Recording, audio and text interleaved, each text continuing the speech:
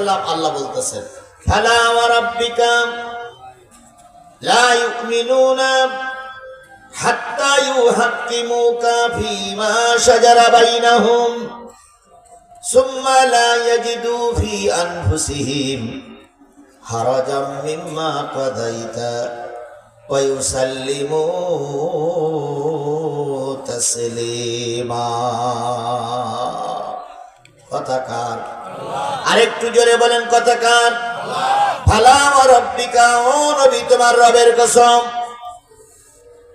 লা ইউমিনুনা, তারা মুমিন নয়, হাত্তা ইউহাক্কিমুকা ফীমা শাজারা বাইনাহুম, যতক্ষণ পর্যন্ত সংসার থেকে সংসদ পর্যন্ত, প্রাইমারি স্কুল থেকে বিশ্ববিদ্যালয় পর্যন্ত,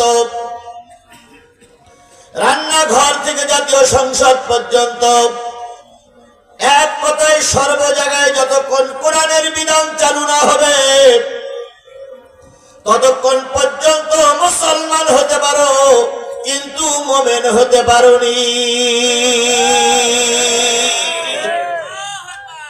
কার কথা? আরো জোরে বলেন।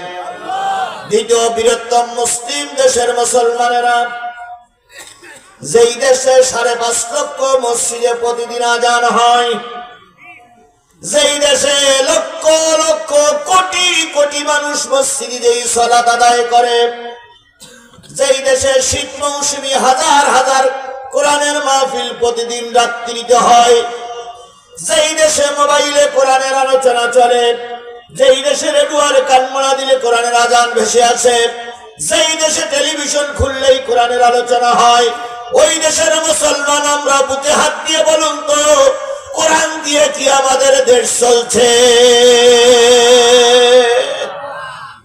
কোরআন দিয়ে দেশ চলছে? জোরে বলুন, কোরআন দিয়ে দেশ চলছে?